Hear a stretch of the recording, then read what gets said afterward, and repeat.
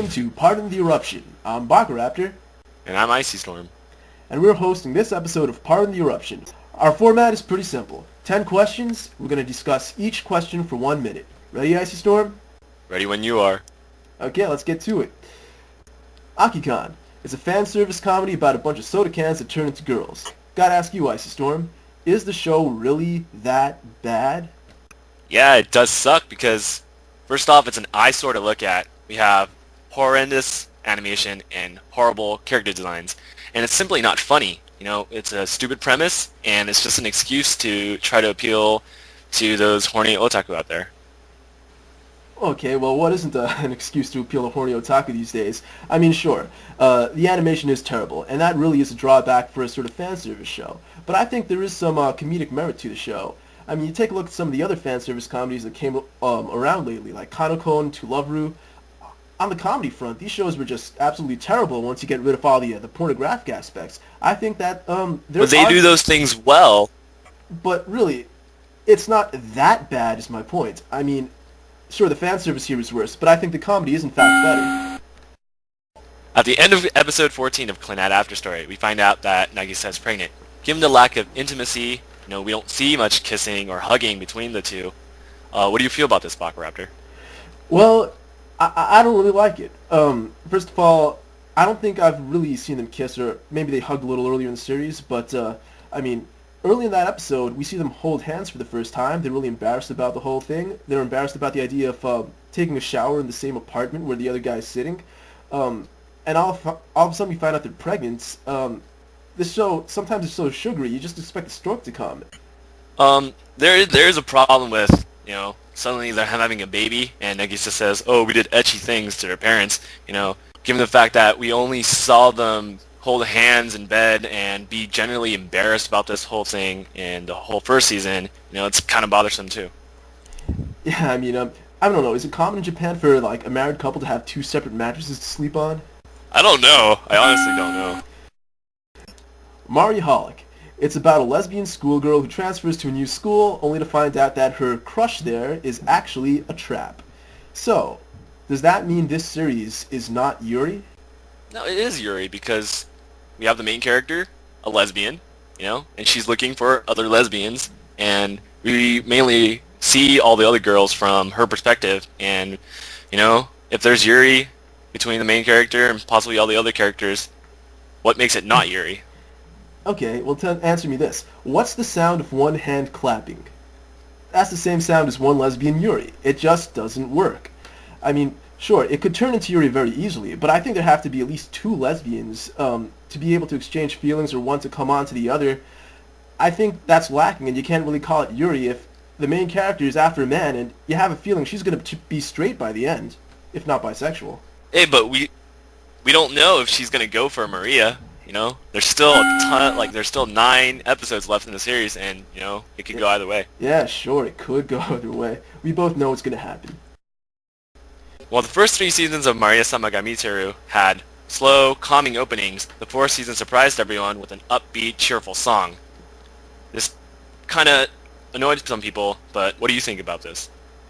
Well, I mean, I can imagine why it would piss some people off because it sort of departs from the precedent, but it's not something I really mind because I never really cared for the original opening to begin with. I liked the second season's intro when they added the lyrics, but other than that, I pretty much just skipped it. However, this new intro, it kind of makes me a little uneasy. It feels like it's appealing to 4-year-old girls with all the magic and happiness and all that. What do you think? Marimida isn't all happy, happy, joy, joy like the opening suggests. It's kind of a lot of drama is in it. So, if you change it, at least change it to something that fits the show. What the hell is this magic marker disappearing nonsense? I know, you have all that, and then I thought walking slowly is preferred. And then in the episode, there's a theme of, illegitimate pregnancies. Yeah, it's really So clearly it doesn't yeah. Ignoring Taiga, Ryuji and Toradora has 2 possible love interests, Ami Kawashima and Minoru Kushida. While one's a lovely model, the other is a hyperactive classmate. Which would you prefer? Okay, well, I mean, I don't think Ryuji's actually going to end up with her, but I think really the best fit for him is actually Kawashima Ami. Because the way they talk about the relationship, the fact that they're standing on equal grounds, I think that's important in a relationship. And yeah, she's an evil bitch early on, but she chills out. I think she's cool. Well, with the latest episode, we see Midori, we have confirmed, kind of confirmed that Midori has feelings for Ryuji too. So, I mean, if Ryuji already likes her, I think that works out perfectly fine. Midori can bring spice to his life, and she's very cute, she's very loyal. I mean, look at Ami, she didn't help Kitamura at all during his all trouble. Yeah, I mean, I don't actually expect her to end up with him anyway, so it's kind of a moot point. So when I'm watching Minami K, my favorite character is clearly Hosaka. Anytime he's in a scene, I absolutely love it. And when there's an episode that doesn't have him at all, I come away extremely disappointed. My question to you, is the show still worth watching when Hosaka is not around? Of course, because the focus is on the Minami sisters, and, they make pretty much all laughter. There's also Mako Cakes, which is the character I watched last season for. So, I mean, Hosaka definitely isn't necessary for the show to be enjoyable. Can't say I really care for Mako Cakes, as you call them, but, I mean, when I'm watching Hosaka, I mean, the show just takes it to a whole nother level.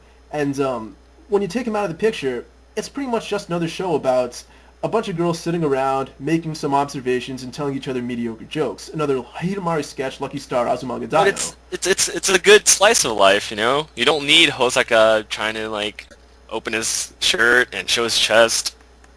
Oh, I think you do. In F: A Tale of Melodies, there's an arc concerning the relationship between Kuze, a dying violinist, and Mizuki, a cheerful schoolgirl. Bakuraptor and I both agree that it sucked.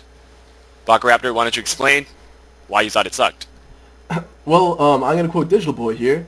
There is no particular reason for them to like each other beyond that Kuze is horny and Mizuki is a free spirit. I can't say that the relationship is shallow for sure, but from what we saw, there's really no reason for them to like each other at all. The relationship is shallow. For all we know, Mizuki simply likes him because of a crush, and there's really nothing appealing about Kuze. He's gonna die, and what's so special about him? And the whole arc is pretty boring in how it's presented, and there's nothing to really make the viewer emphasize with him. Yeah, in the original series, F: A Tale of Memories, they were both introduced as side characters. They were pretty amusing that way, and that's why I feel they should have stayed. The final 2 episodes of Kanagi have gotten everyone talking. It shifted pretty abruptly from a lighthearted school life comedy to a really serious dramatic show. Was it the right thing to do, or should they have just stuck to the comedy? They should have either kept the comedy or inserted the serious business throughout the whole show, because the pacing is just awful. We have the lighthearted school comedy with the karaoke and the maid cafe, and then we just totally shift gears into this whole serious, oh my god, are you really God, and crying Nagi thing. So, Yeah, I mean, I think that the first few episodes did it right. They had a little bit of the comedy, a little bit of the impurity hunting, but towards the end, it was either just sort of, I guess, filler or serious drama, and it completely changed the whole tone of the show, and it wasn't really the show's strength. I think the show worked best when it was a comedy.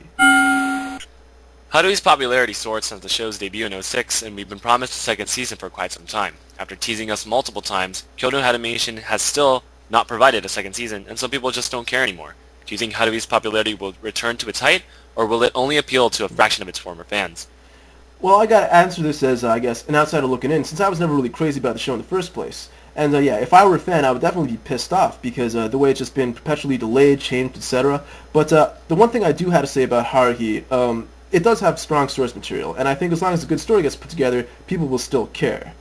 I don't doubt the quality of the second season. I'm sure it'll be great, but I don't think the popularity will return because just because it's Haruhi, you would expect the latest Wii game of Haruhi, to sell, thousands and thousands and thousands of copies, but, it only sold 8,000. And I think a lot of fans, including bloggers like Hinano, they're just frustrated that, we've been promised a second season continuously, but we still haven't gotten it.